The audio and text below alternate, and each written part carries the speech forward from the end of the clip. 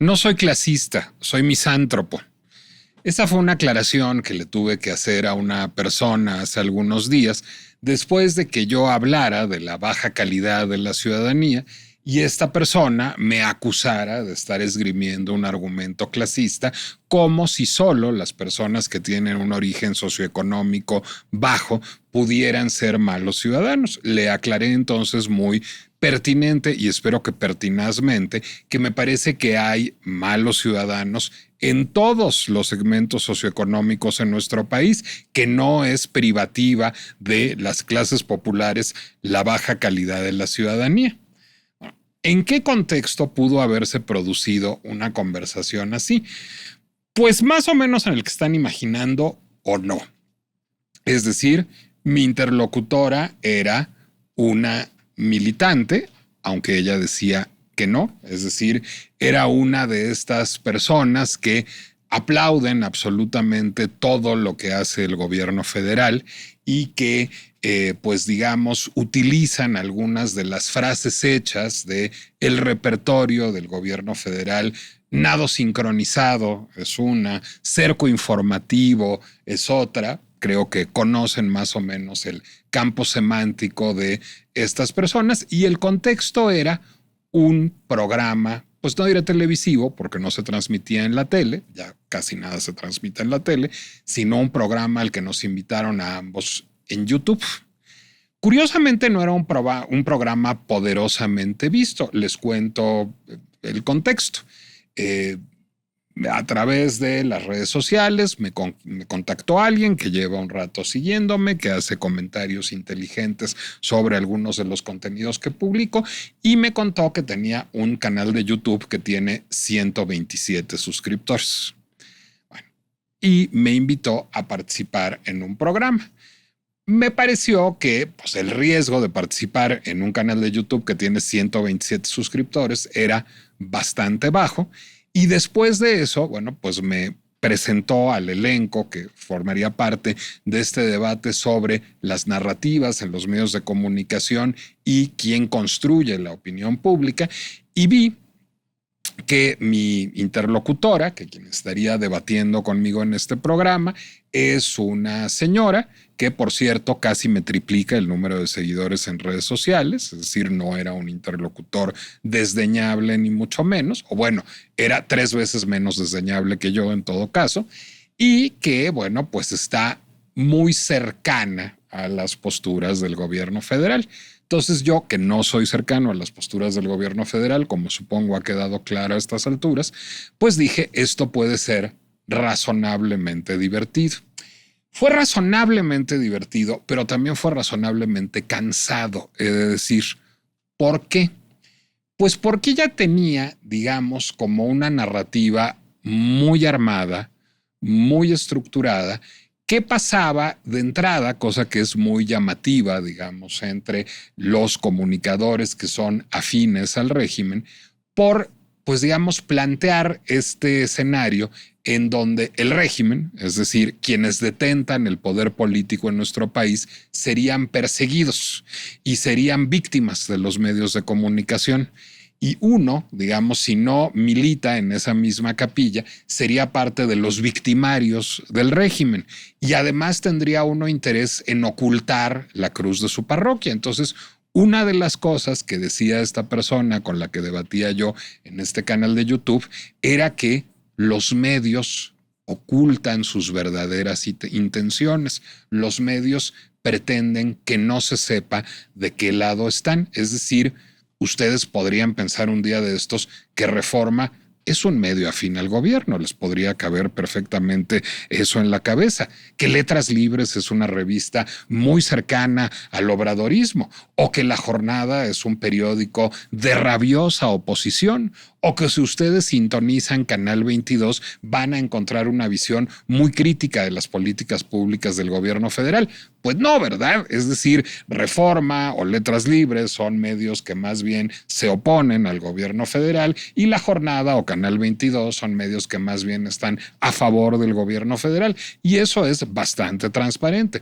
Es bastante transparente, por ejemplo, como Televisa, pues es un medio que casi siempre está de acuerdo con el gobierno federal en turno, sea del PRI, del PAN o de Morena. Es decir, la actuación de los medios de comunicación es bastante transparente. Las afinidades ideológicas también son bastante transparentes.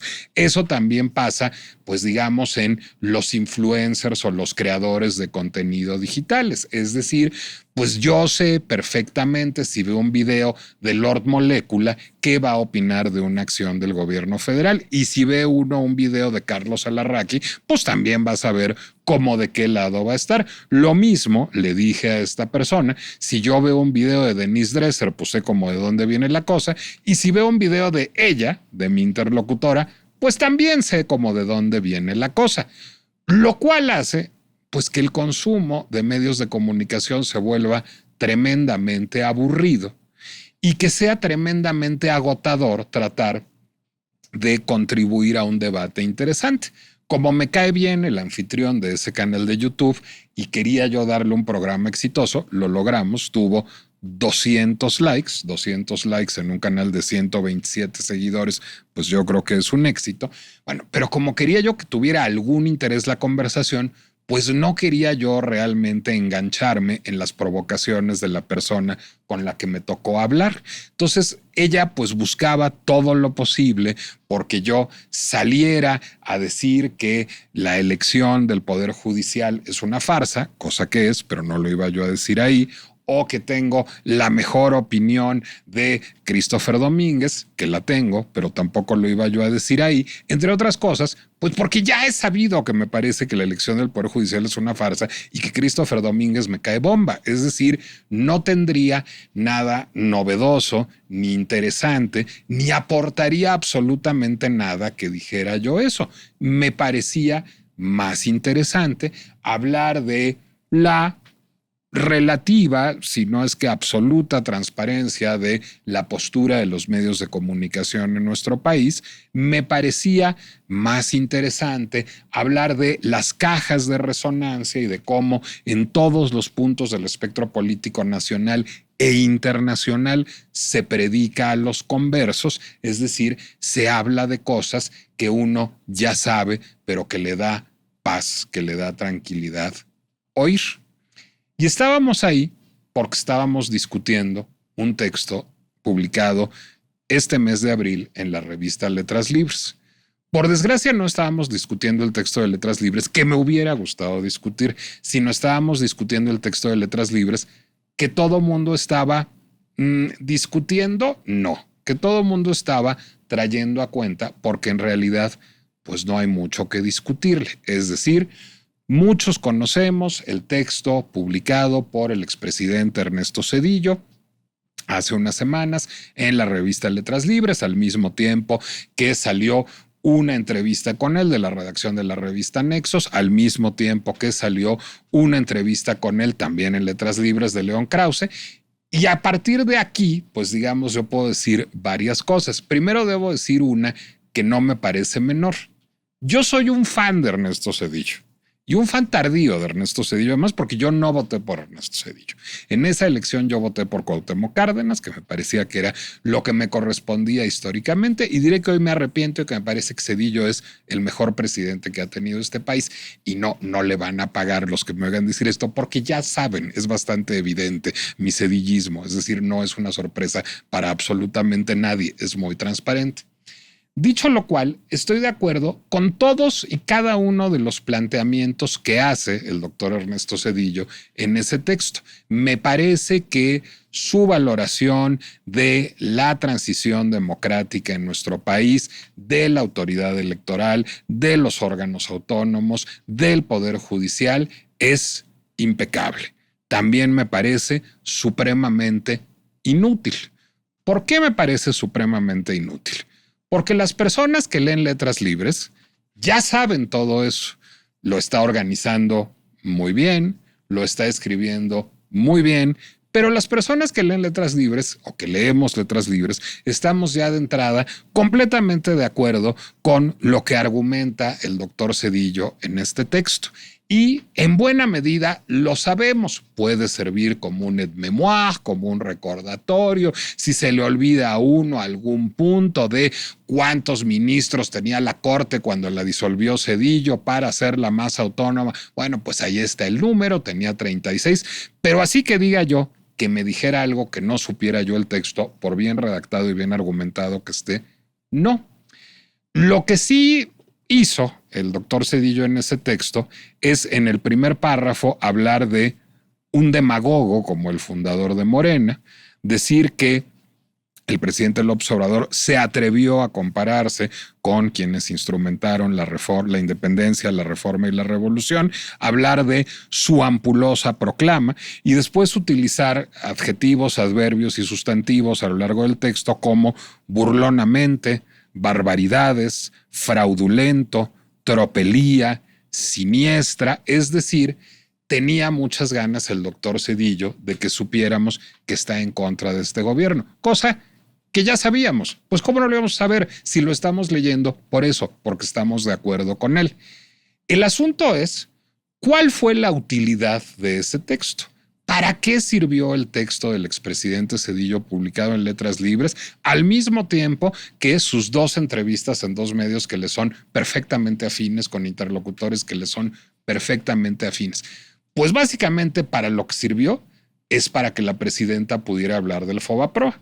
Es decir, sirvió para que después de 30 años se trajera a la mesa el tema del FOBAPROA que a nadie le interesa, que nadie está pensando en él en este momento, que no es uno de los factores del problema económico que enfrenta en México hoy, pero que le ofrece al gobierno federal la perfecta cortina de humo para no hablar de los problemas que sí estamos atendiendo hoy. ¿Cuál creo que haya sido la intención del doctor Ernesto Zedillo en todo esto? La mejor. Y la de Nexos y de Letras Libres, la mejor. ¿Cuál creo que fue el resultado? Creo que está en un espectro que oscila entre lo irrelevante y lo catastrófico. Cuando hubiera sido mucho mejor discutir otro texto publicado unos días después en la revista Letras Libres. Yo tengo la mejor opinión de su autor, pero eso es evidente porque viene cada 15 días a este podcast, entonces ni modo de ocultar que leo con atención a Maruán Soto Antaki. Y el texto se llama ¿Dónde estamos? Es un mal título, por cierto, no vende exactamente el contenido, el reproche es al autor, pero también a la redacción de la revista, pero dice muchas cosas que vale la pena rescatar y voy a citarlas. La reiteración de izquierdas y derechas jugó parte importante en el vaciamiento de sus significados. Hoy nos arriesgamos a que suceda lo mismo con los conceptos de autoritarismo, tiranía o dictadura. ¿Cómo hacemos para ponerle nombre a lo que urge nombrar, cuando la repetición amenaza con devaluar las nociones, incluyendo la alerta en el sentido de lo autoritario? Al hablar de todo elemento político hay una búsqueda por interpelar a alguien, no únicamente a quienes coinciden con uno. La conversación se encuentra absolutamente extraviada. Una facilidad insultante para esgrimir conceptos, definiciones y calificativos anula toda posibilidad de reflexión, diagnóstico y solución de problemas. Al insistir en autoritarismo, tiranía o dictadura sin llegar al fatal caso de países que la sufren, donde no hay espacio para la relativización, se devalúa su significado, es casi seguro. También se banaliza lo que pasa en esos lugares. Nuestros años son los de la satisfacción con el relato personal, aquel que privilegia enormemente los convencimientos particulares contra los efectos de las acciones políticas. Será autoritarismo, pero complace mis inquietudes, podría ser el lema del entendimiento político contemporáneo. Los países en deriva autoritaria demandan señalarla, pero antes del adjetivo en primer lugar de una frase, que invariablemente pierde sentido, necesitamos de la insistencia puntual en los posibles efectos de cada política con devenires autoritarios. Y, la frase final del texto, en México y otros países quizá convenga abandonar el amor por el discurso de unos y otros. Quienes tenemos una voz pública, seguimos fallando en ese aspecto. Esa es la pinche complejidad del onanismo retórico que viven hoy el país y el mundo.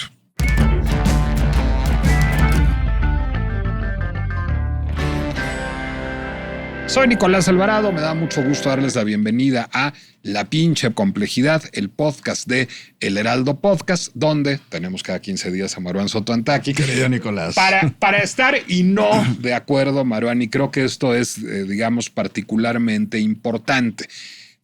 Veo en este texto la impronta de conversaciones que has tenido conmigo y con otros a lo largo de ya varios meses, y creo que era el momento en que alguien lo dijera. ¿Crees que no se nos había ocurrido o que nos daba miedo decirlo? Tengo que responder muchas cosas de las que dijiste antes, ¿no? Venga. Pero no entiendo por qué respondes las cosas en redes sociales, ¿no? Uno no responde invitaciones en Porque redes yo soy sociales, una buena ¿no? persona. La otra va a ser literaria. Venga. Estoy absolutamente en contra de los títulos que tienen que vender lo que está dentro de los textos. ¿Para qué serviría un título si no? Es otro ejercicio el título. Hay quienes tienen la facilidad de dar buenos títulos que pueden complementar o no los textos. ¿Dónde estamos? Es pues estamos en una cabina del Heraldo. ¿El jardín de vidrio de qué se trata, por ejemplo? Es un muy mal título. ¿No? Es una novela espléndida de Tatiana Tibola. Pero es un muy mal título. Es un gran título. Creo que justo esto nos puede llevar a qué tanto queremos ser explícitos en lo que queremos y no queremos decir. ¿De qué nos sirve lo que de repente estamos diciendo? Gracias por leer el texto de entrada, ¿no?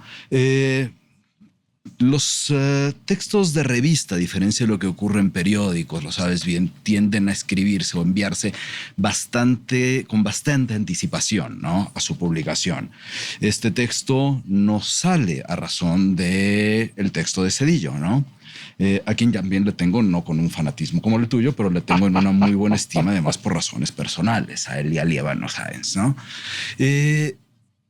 Al final, mi gran problema no era el texto, sino lo que ya veníamos, el de Zedillo, sino algo que veníamos discutiendo, sobre todo en este último año, a partir no solamente de México, sino también de el segundo periodo de Donald Trump, donde resultaba que era muy, muy fácil, con la necesidad de que lo que diga sea explícito, como a ti te gustan los títulos, decir que entonces es autoritarismo, vivimos en una tiranía, vamos a la deriva democrática. Y de repente me daba la sensación que en esa falta de gradualidades o exceso por lo explícito, estábamos perdiendo la oportunidad de discutir otras cosas. Pues de discutir de entrada, ¿no? Es decir, cuando tú le dices al expresidente de la República las cosas que le dice el presidente Zedillo en el primer párrafo, quedas cancelado como interlocutor para una parte de la audiencia. Es decir, ese señor está enojado y viene aquí a decir que está enojado. Pues ya para qué hablo con él. Si yo también estoy enojado de mi lado, que es opuesto al suyo. Creo que estamos a punto de caer en el mismo ejercicio que creo que a ti y a mí nos molesta, ponernos a hablar de Zedillo y de la presidenta. Yo sí le encuentro un valor al texto de Zedillo y un valor útil a partir de lo que no me gusta de la tradición política mexicana. A mí no me gusta que en la tradición política mexicana normalmente los funcionarios, y mientras más alto sea el nivel, aún menos hablan o se alejan, sobre todo los presidentes, de la vida pública. Eso no ocurre en otros lados, ¿no? Eso no da un ecosistema democrático. ¿Por qué? Porque siguen siendo ciudadanos, porque tienen un punto de vista, porque tuvieron que tomar acciones, porque pertenecen los presidentes a la vida pública de los países incluso después de que terminen sus distintos mandatos. No, porque tienen información, además. Y porque forman parte de lo que están viviendo los países después de que ellos terminaron sus funciones. En México no sucede eso. En México la tradición es que los presidentes, a veces los gobernadores, etcétera, dejan de participar en la vida pública. Hay unos que lo hacen mejor que otros se van a Madrid a andar con la novia, luego cambian de novia, etcétera. Pero lo normal es que se vayan y se oculten, ¿no? Tenemos el caso de, obviamente, Salinas, luego tenemos la vida académica y algunas otras cosas de Zedillo, luego tenemos a Calderón, que se dedica a hablar de coches y luego aparece en Twitter, pero en general se alejan del debate público. ¿Cuál es el gran valor para mí de este texto? El que se rompa esa tradición que considero particularmente nocivo dentro del ambiente político y decida tener una interlocución y tener un diálogo que por su mera posición se le da respuesta. Es normal entonces que una presidenta en funciones le responda a un expresidente a partir de lo que se está diciendo. Eso también es democracia. Te tomo la palabra, salgamos del expresidente y de la presidenta. Reconozcámosle ese valor del que tú hablas y de mi lado ningún otro. Y voy a decir por qué de mi lado ningún otro. Porque me parece que tiene el mismo efecto que una columna del columnista que quieras, pero déjame poner dos ejemplos extremos. Una columna de Epigmenio Ibarra, por ejemplo, o una columna de Carlos Alarraqui. Pues, ¿para qué sirven esas columnas? Es decir, para que las personas que comparten su idea de mundo digan, tenemos razón, la vida es así. Pero eso no permite tener ninguna suerte de debate público, ninguna suerte de visión crítica de la realidad y le hace, digamos, muy flaco favor al disenso. Se vuelve un disenso preprogramado y simplemente con el que se cumple para llenar un expediente y que no aspira a transformar la realidad. A lo largo de mucho tiempo, tú y yo hemos tenido una discusión en la que no estamos de acuerdo sobre la relevancia en general, ¿no? Sobre los conceptos de relevancia. Yo no tengo problema en que sea relevante o no. Creo que tampoco se puede comparar y caeríamos en la hipérbole un poco mal ajustada si estamos pensando en Alarraqui y Epigmenio contra el presidente Zedillo o contra Christopher Domínguez o contra Héctor Aguilar Camín o contra León Krause o contra la tuya. Pero ya sabes, ¿no?, qué van a decir todos. No importa eso, ¿no? Importa al final si sí se puede dar un testimonio, que habrá otra discusión. En el caso de Epigmenio, de Alarraqui, eso honestamente es difícil que ocurra, si no es que es nulo. Y aquí al menos seguimos, por más de que queremos tú y yo dejar de hablar del presidente, del expresidente Zedillo y de la presidenta Sheinbaum, seguimos atados a esa conversación. Entonces, sí sirvió de algo. Mi problema es que no sirvió para lo que me gustaría. Para mí lo que me gustaría, y no es culpa del texto de Zedillo, ni es el texto es un buen texto, entre paréntesis. Ni es culpa de él. Y las respuestas también fueron buenas. Sobre ya no todo llegué la a tanto. primera respuesta. Ya van 3, ¿no? Sí, las veo en el cabezal de Letras Libres, las saludo y sigo scrolleando. Me interesa más leer sobre D'Annunzio. El texto de Christopher sobre D'Annunzio está bueno. Espero que hayas leído mi lectura política de Alicia en el País de las Maravillas. Debo hacerlo. Lo cual tampoco tiene gran utilidad, la lectura política de Alicia en el País de las Maravillas. Bueno, tiene la utilidad, ¿no?, de que me diga algo que no sé. Oye, eso lo agradezco enormemente. Tiene la utilidad de no hacerme perder el tiempo. No tengo problema en la relevancia o irrelevancia, porque si lo voy a ver desde valores democráticos, su mera existencia ya es un valor. El que alguien pueda decir lo que piensa ya es un valor. Ocurre en el texto de Zedillo, ocurre en los desplegados que tú y yo no firmamos habitualmente. Yo ya decidí dejar de firmarlos, ahora explicaré por qué. Ocurre en las intervenciones de medios, ocurre en los libros. Hay 2, 3 libros que han cambiado la historia de la humanidad, no muchos más. Los otros que hacemos por su falta de relevancia. No, yo creo que hay varias miles de libros que no habrán cambiado la historia de la humanidad, pero que han hecho aportaciones torales al debate, que han permitido discutir desde otro lugar. ¿Por cuánto tiempo? Pues por un día es bueno, ¿eh? Entonces, si ya llevamos una semana con lo de Zedillo, ya es más relevante que un día. ¿Estamos discutiendo a propósito del texto de Zedillo o estamos reafirmando nuestras posturas? No. Tú y yo sí. El presidente Zedillo y la presidenta Sheinbaum no estoy seguro. Yo estoy discutiendo contigo sobre qué es relevante y qué hace relevante cuando lo vemos en valores democráticos y mi postura es el hecho de poder dar una opinión. Le da un valor democrático que es relevante, porque cuando no hay esa posibilidad de dar el espacio a la opinión, llegamos a uno de los puntos que no me gustan del texto de Zedillo: la tiranía, el autoritarismo, la dictadura. Porque cuando llegamos a manejar la hipérbole a esos niveles, resulta que eliminamos todas las graduaciones previas. Y eliminamos la credibilidad de nuestro discurso. Y hay graduaciones previas.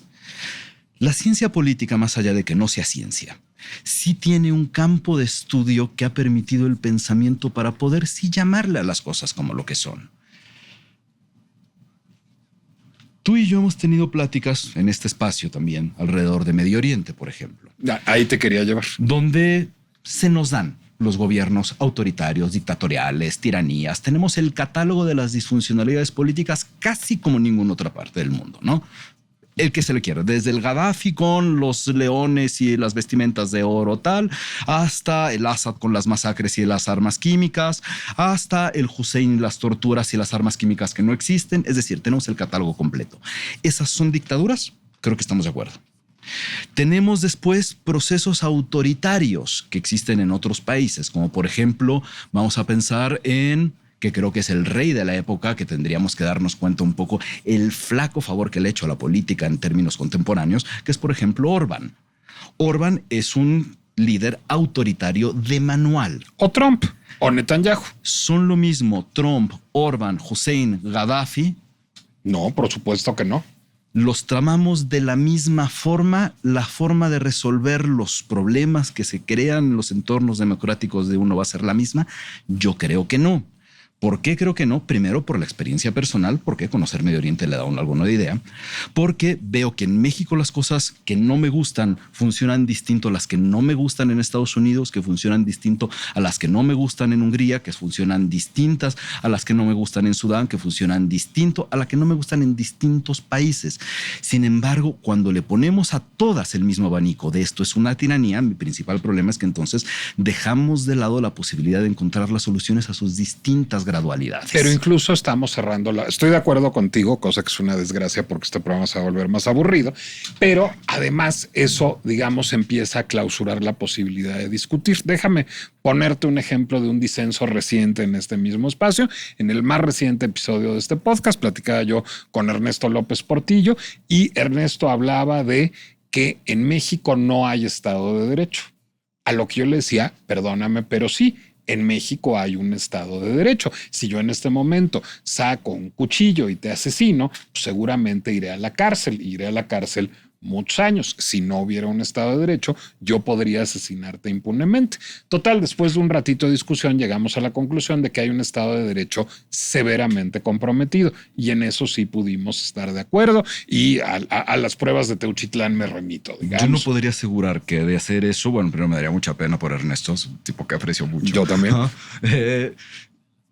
Pero tampoco puedo asegurar que no habría salido impune. Bueno, pero no lo puedes asegurar, pero seguramente me arrestarían, seguramente me encarcelarían, seguramente tendría yo un juicio. Es decir, no vivimos en una dictadura, vivimos en una democracia severamente comprometida con un Estado de Derecho severamente comprometido. Si viviéramos una dictadura, tú y yo no estaríamos aquí teniendo esta conversación. Termino el argumento.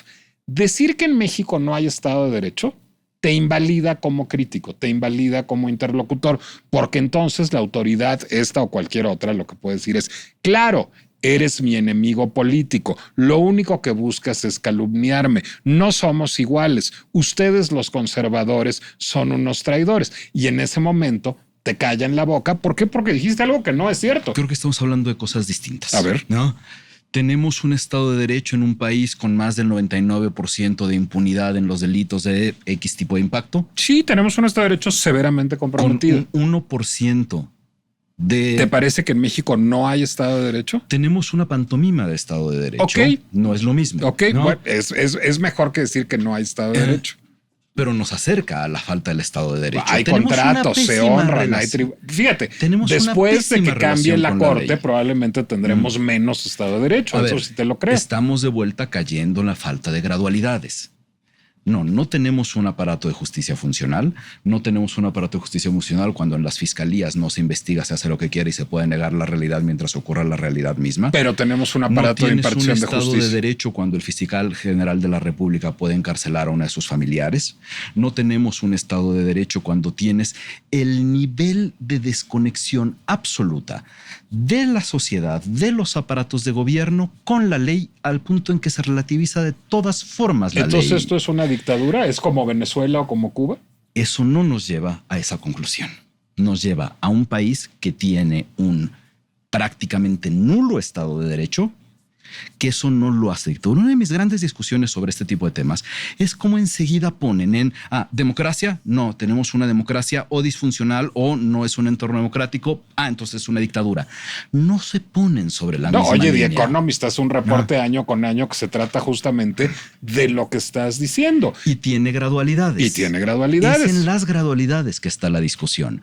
Cuando tienes un país híbrido, por ejemplo, ¿tienes una dictadura? No. Tienes un país híbrido que se debate entre los modos del totalitarismo y algunos elementos de la dictadura o de la falta de democracia. Este país en ese índice ha pasado de una democracia de baja calidad a un país híbrido. Entonces, ahí estamos. Mi punto es, tenemos que discutir las gradualidades o no vamos a discutir nada. Decir tiranía sirve de poco a esa discusión. sirve para vaciar el significado y no poder enfrentar las soluciones que se necesitan en los países que tienen derivas autoritarias. Hace unos días vamos a tomar a alguien que creo que, a ver, en mi caso no siempre estoy de acuerdo con ella, pero tiene más respetabilidad que tú y que yo juntos, ¿no? Anne Applebaum, ¿no? En un foro estoy a menudo de acuerdo The con Atlantic, le preguntan si Estados Unidos vive en un régimen, creo que era dictatorial la pregunta, ¿no? Sí, a ver, no estamos todavía ahí, ¿no? No estamos todavía ahí porque de entrada estamos en un foro de periodistas. A ninguno de nosotros todavía nos han arrestado. Podemos hablar y sabemos que no nos van a arrestar después.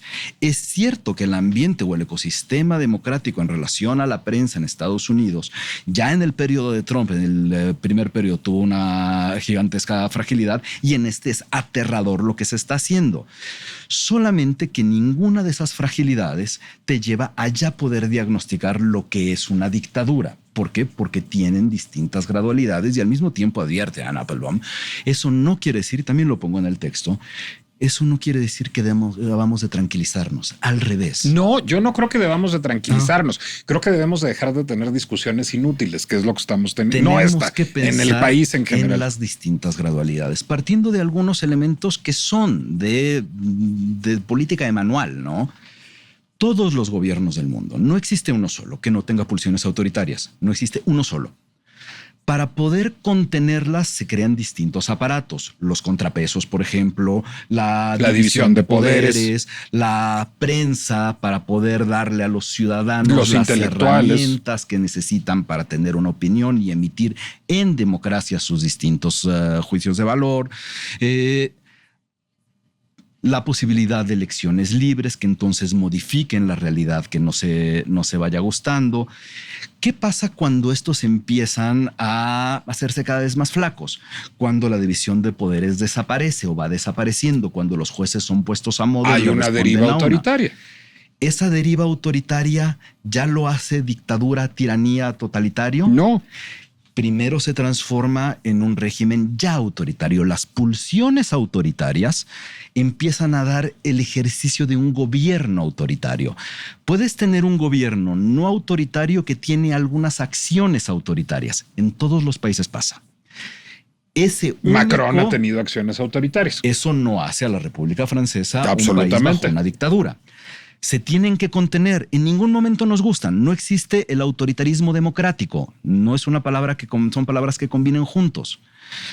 Sin embargo, el acto autoritario, conforme va creciendo, va haciéndose más frecuente, va minando más aspectos de la vida de los ciudadanos y de la convivencia política, va cambiando su propia naturaleza y ya se puede transformar en un gobierno plenamente autoritario. The Economist, con el índice, que creo que él es más que yo, ¿no? Va para ahí, ¿no? Tienes la democracia funcional, la democracia baja, la democracia híbrida, hasta que ya te vas a un régimen totalitario, ¿no? De la dictadura puedes tener una dictadura que además entra en lo totalitario. ¿Por qué entra en lo totalitario? Porque controla cada aspecto de la vida de los ciudadanos. Sí hay también gradualidades. Sí, Venezuela es menos totalitario que Cuba, absolutamente. De ahí puedes llegar a la tiranía. La tiranía, mi único problema con la palabra es que me recuerda un poco más a lo mismo que sucede cuando se habla de nación. Déjenos hablar de nación a los que tendemos a escribir literatura, ¿no? Porque cuando usas ciertas palabras tan grandotas fuera de un contexto puedes decir absolutamente nada. Déjame hablar de dos que han estado muy en nuestra cabeza recientemente, que son genocidio y antisemitismo. Y creo que son los, para además salirnos del presidente Zedillo y la presidenta Sheinbaum e irnos a una discusión que también no es cara, que también nos es cara. A ver, ¿en Gaza hay genocidio? Sí. ¿En general en el mundo en estos momentos hay sentimientos antisemitas acendrados? Sí. ¿Sirve de algo decir genocidio o antisemitismo? De bastante poco. Es decir, genera discusiones circulares entre los mismos. Si yo voy a una... Sí, y lo hemos dicho, hemos terminado por estuvimos de acuerdo en no decirlo durante mucho tiempo y luego estuvimos de acuerdo en decirlo. Las dos palabras, genocidio y antisemitismo, son palabras de uso extraordinariamente delicado porque son radioactivas. De entrada, porque una sirve para justificar la otra en los peores contextos. Es decir, porque genocidio puede ser utilizado como un término antisemita en ciertos contextos y porque digamos, quejarse del antisemitismo puede servir para validar un genocidio en ciertos contextos. Entonces, sí son palabras muy delicadas y finalmente muy inútiles. Voy a volver a mi primer punto y ahora voy a tratar, no estoy seguro que lo logre juntar los dos temas, ¿no? Primero, el mero hecho de poder decir las cosas en valores democráticos es ya su utilidad. No necesito que alguien aprenda a hacer un mejor café después de decir autoritarismo. Su utilidad no es que te vas a hacer mejor la cama, no es que va a quedarte mejor la carne, no es que vas a hacer mejores libros, mejor periodismo. Su utilidad empieza en la posibilidad de decirlo si queremos seguir discutiendo bajo valores democráticos. ¿No? ¿Acoto o todavía no? Acota. Ok, acoto. Nada más que yo quisiera que usáramos más términos que sirvieran para tener discusiones más complejas. Y creo que esto nos lleva, que es además la esencia misma de tu texto, a la utilidad de la protesta y del disenso. Es decir, ¿hay una deriva autoritaria en nuestro país? Sí. Sí. ¿Hay una deriva autoritaria en Israel? Sí. Sí. ¿Hay una deriva autoritaria en Estados Unidos? Sí. Pararse enfrente de Palacio Nacional o enfrente de la Casa Blanca y decir tiranía, autoritarismo, dictadores, sirve de bastante poco. Hay recursos más útiles con discusiones más complejas.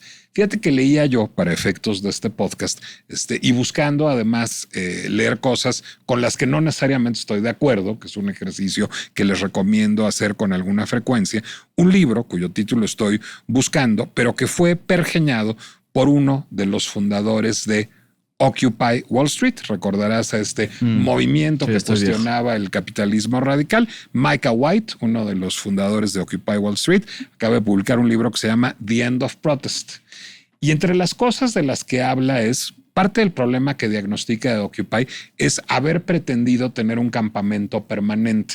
Uno de los consejos que da para protestar en nuestros tiempos es no hagas nada por más de 28 días. Después de 28 días de exhibir las mismas protestas, esas protestas se desgastan y absolutamente ya nadie las va a atender ni a escuchar. Y una de las cosas que dice es que aquel contra el cual se protesta termina por sentirse cómodo cuando los protestantes incurren en el mismo discurso o en el mismo acto de manera repetida porque sabe cómo reaccionar, pierde el valor. Creo que estamos ahí. ¿Cuál es mi problema con decir autoritarismo o tiranía que nos coloca pretendiendo estar 3 meses afuera de Wall Street a ver si Obama nos hace caso? No nos va a hacer caso. Ok. Paréntesis, La sombra del mundo de Nir Baram es una novela gigantesca en todos los sentidos. Es una primero gran novela. Después es un tabique de 900 páginas, ¿no? Que la debe haber sacado hace unos 7, 8 años sobre justo el movimiento de Occupy, ¿no? Donde habla de unos chicos que sí se van a enfrentar del toro de Wall Street y después van a trabajar en alguna de las grandes tecnológicas y mantenían esa dualidad que hacía inconsistentes ambos discursos. Creo que nuestro problema es en la inconsistencia de los discursos. Hay ciertos temas que a mí no me gusta cómo se abordan cuando hablamos de política y se abordan así porque es fácil.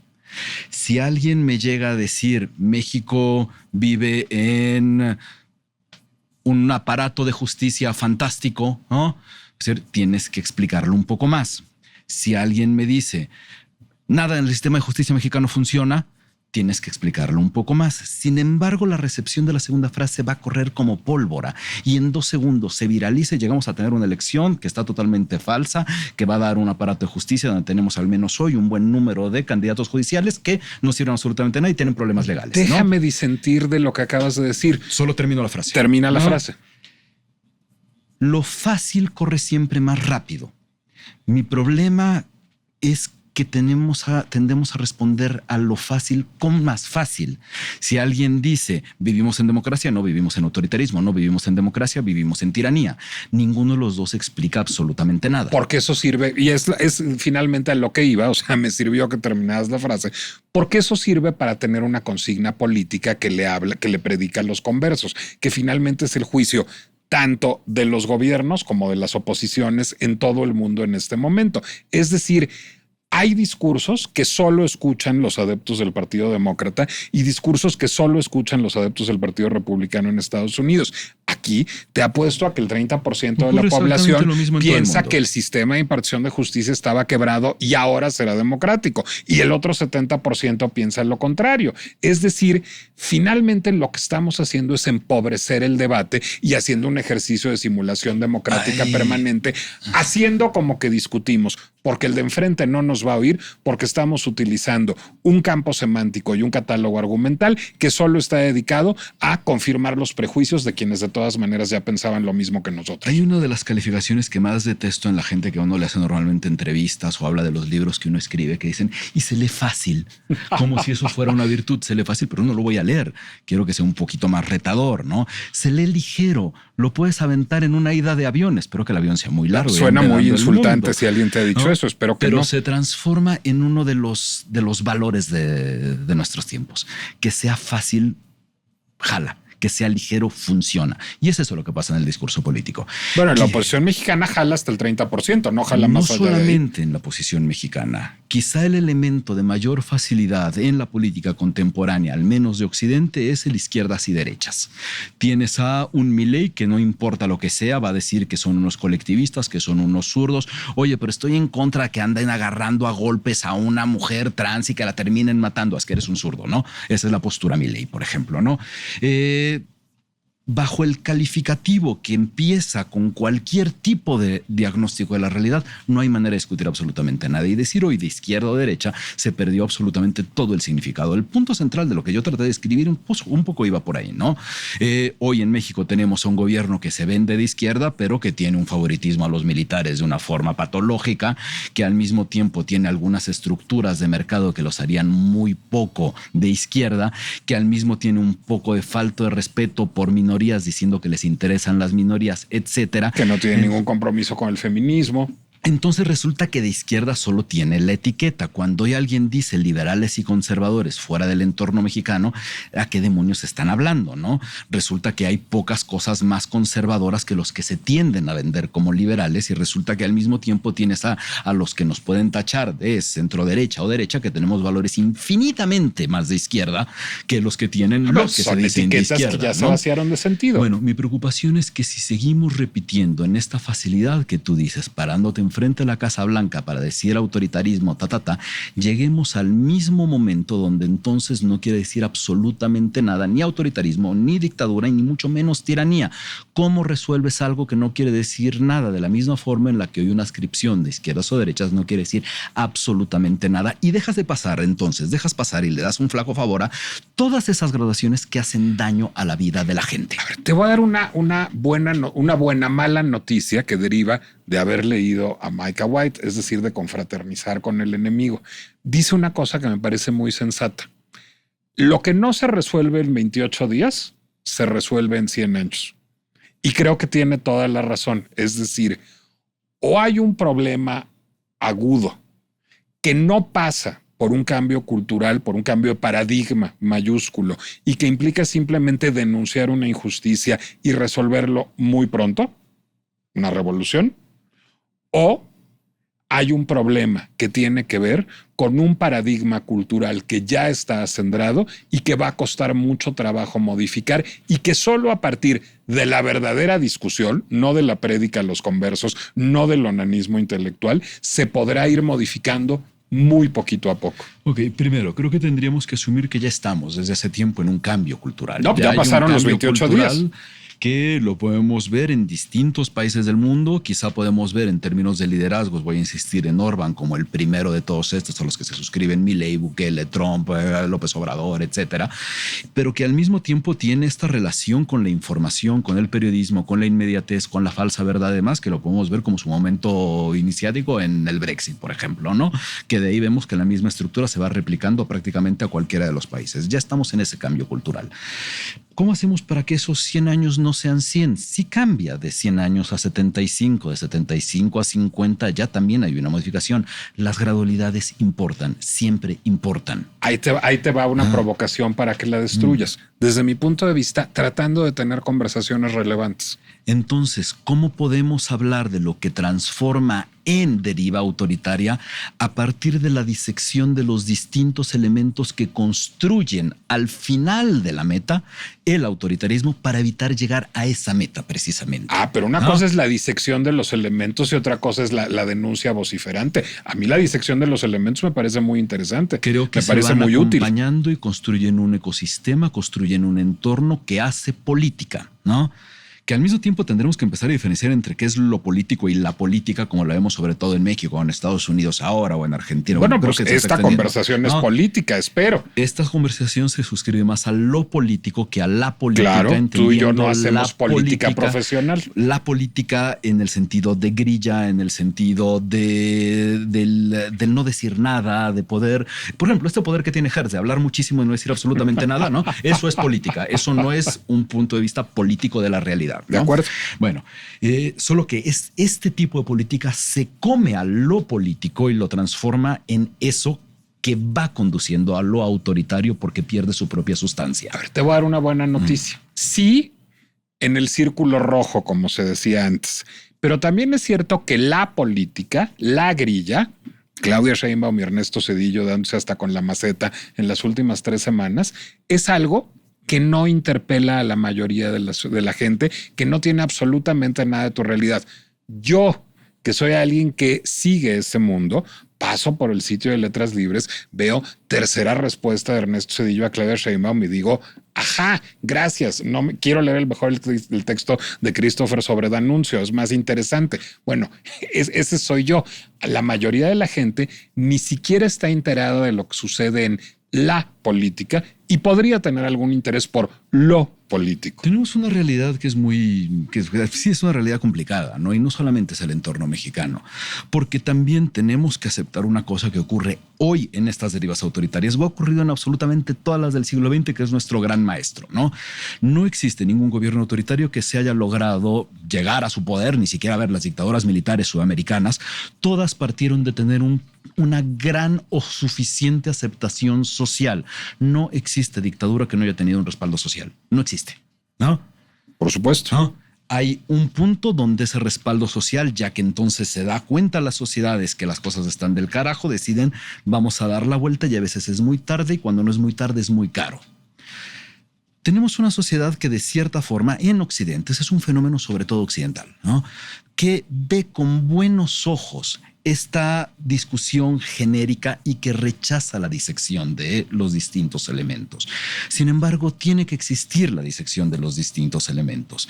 Tenemos que estar dispuestos a discutir cómo cuando tienes un modelo de una reforma judicial que te arroja unas 4 decenas de malos candidatos que tienen problemas legales, que tienen problemas reputacionales, no estás hablando de 40 y tantos candidatos, sino estás hablando de un modelo que no funciona. Si el modelo no funciona, ¿por qué no funciona? Porque tiene la posibilidad de dar estos resultados que derivan en lo autoritario.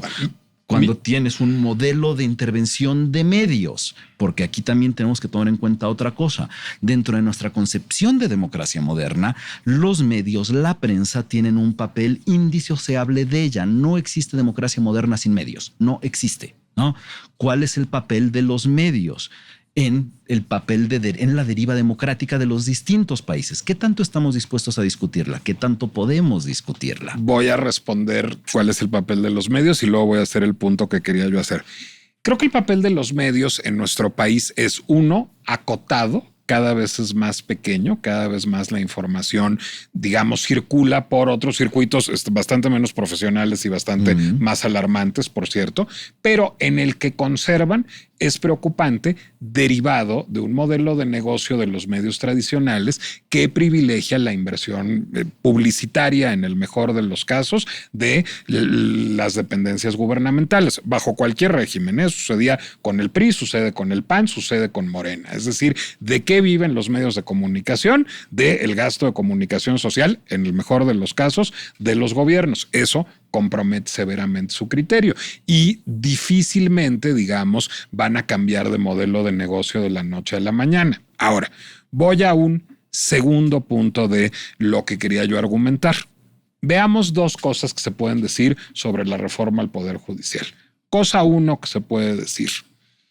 Es un atropello, es una farsa que lo que busca es cooptar al Poder Judicial, acabar con la división de poderes para entronizar un modelo autoritario. Es un discurso posible. Otro discurso posible. Si elegimos candidatos que no representan absolutamente nada que conozcamos y que no están avalados por una institución, corremos el riesgo de estar eligiendo a alguien que represente a los intereses del narco, como es claro y patente que sucede en tantas instancias públicas o privadas. Los dos son comentarios críticos, nada más que el primero es retórica para los conversos y el segundo conecta de alguna medida con la vida de alguien, más allá de la retórica para los conversos. Para poder llegar a cualquier tipo de sección un mínimo compromiso, que es del que se sustenta primero el periodismo, después algo de la política, ¿no? Que es la verdad, ¿no? Dentro de la reforma judicial se dijo, sobre todo en su parte inicial, me gusta más la realidad, pero ok. Que el Poder Judicial no está elegido democráticamente. No tiene, o sea, sabemos la cantidad de veces que se acusó que la Suprema Corte no se elige, por ejemplo, democráticamente, ¿no? ¿Lo escuchamos muchísimo? Bueno, una de las cosas que hay que discutir es que es una elección democrática. Es una elección para el Poder democrática Judicial. La de los jueces. Cuando tienes una elección que pasa por una lista que avala un poder, que la saca un poder y luego la avala al otro, es democrático. Sí, a mí me parecería más democrático que fuera un órgano completamente autónomo. Es otra cosa eso, no se trata. ¿Es democrático? Es sí democrático. O no, ¿no? ¿Qué pasa cuando empezamos dentro de la modificación de lo cultural a asumir que la única forma de hablar de democracia es la democracia directa? Pues muy preocupante. Entonces vamos a elegir en el salón de clases todos alumnos, manos a la levantada, ¿qué quieren aprender hoy? Espérate, voy a irme una más allá. Es preocupante incluso que pensemos que todo lo democrático pasa por elegir, porque a lo mejor un órgano autónomo, regreso, podría pasar por otro mecanismo de renovación que no pasara por la elección y ese mecanismo podría ser democrático. A donde iba con esto es que la disección que tú hiciste depende de algo que todos pasamos. El legitimar el que alguien dijera, sobre todo desde la presidencia de la República, que la elección de jueces no era democrática. Esa es la gran mentira. La elección sí era democrática. Absolutamente. También era perfectible, pero era democrática. Es otra cosa. ¿Era democrática, sí o no? Sí. Ok, era perfectible también. Pero no es cierto que no era democrática. Bajo estas discusiones incluso puede llegar, al menos yo terminé incluso levantándome más de una mesa cuando alguien le pregunta, bajo tu lógica entonces los regímenes parlamentarios no son democráticos, y se me ha dicho abiertamente que no. Wow. ¿No? Pues qué amistades. Gente cercana a Rosario Ríos y la gente de educación del gobierno federal. Ok. ¿No? Cuando tienes esa concepción de lo que es la democracia, no importa lo que hagas. Cualquier cosa que disecciones va a estar mal, porque partió de la mentira. Bueno, esta discusión me parece una discusión útil e infinitamente más rica y compleja que el texto de mi admirado expresidente Zedillo. Es mi punto. Cuando hablamos de la reforma a telecomunicaciones, estamos dispuestos a hacer ese mismo ejercicio mucho más profundo con gente que sepa de esto para ver si esta reforma u otra es pro democracia o libera las pulsiones autoritarias de todo gobierno o abiertamente le da a alguien que, como Pepe Merino, solo entiende desde su propia concepción de la vida y espejo la realidad, lo transforma entonces en un controlador autoritario de lo que sucede en las telecomunicaciones. Déjame responderte postulando, digamos, el asunto desde otro lado. Creo que lo que necesitamos es procurar espacios para que se den esas discusiones, porque esas discusiones no se van a tener hoy desde los poderes de la Unión. Es decir, el Poder Legislativo no va a hacer parlamentos abiertos, por ejemplo. Entonces, ¿en dónde se pueden tener esas discusiones? En espacios como estos, en los podcasts, las columnas, las revistas, las redes sociales, los programas de televisión. Creo que si esos programas siguen discutiendo todos los días o esas columnas, la última declaración de la presidenta o del expresidente, de poca utilidad servirán para visibilizar y complejizar ese problema. Creo que servirán las más. Distintas oposiciones que se tienen en los países. No solamente estoy hablando de México.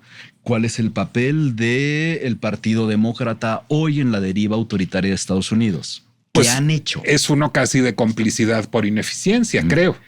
¿Dónde quedó cuando empezó en esa misma línea la oposición húngara, por ejemplo, hasta ser totalmente destruida?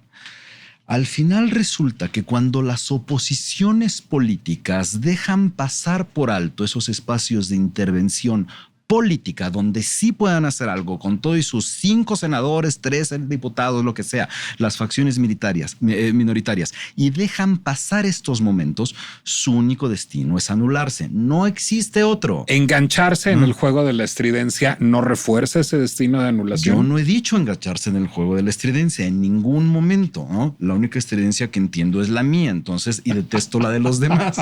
Entonces, yo lo que estoy pidiendo es que se haga política desde los espacios políticos también, que no quiere decir gritar, gritar y gritar, quiere decir esta disección que se puede hacer desde los partidos políticos que todavía tenga interés o sus miembros en ser políticos. Y no solo desde los partidos políticos, también desde los señores que escriben en revistas y hacen podcasts y escriben libros, ¿no? Absolutamente. Estamos de acuerdo, que es lo peor del asunto. Sí, sí, sí. ¿Dónde podemos leerte y seguirte, Maruán Soto Antaki? En Letras Libres cada 15 días, en Milenio cada semana, contigo de forma excesivamente frecuente. ¿Y seguirte en redes sociales? En librerías y en Twitter soy X, como le quieran llamar, @_Maruán. @_Maruán. Ahí me pueden seguir en Instagram y en Threads en Nicolás Alvarado Lector. Y el otro día me reclamaron que nunca digo cuándo publico. Publico los miércoles en El Heraldo de México. Les recuerdo que La Pinche Complejidad es una producción de El Heraldo Podcast que pueden ustedes consultar en Spotify, Apple Music, Amazon Music, Deezer y YouTube. Y bueno, si extrañaban ustedes a Statler y a Waldorf, a los viejitos cascarrabias del show de los Muppets, pueden venir a oír a Maruán Soto Antaki y a Nicolás Alvarado con enorme frecuencia en este espacio. Nos escuchamos la próxima. Muchas gracias.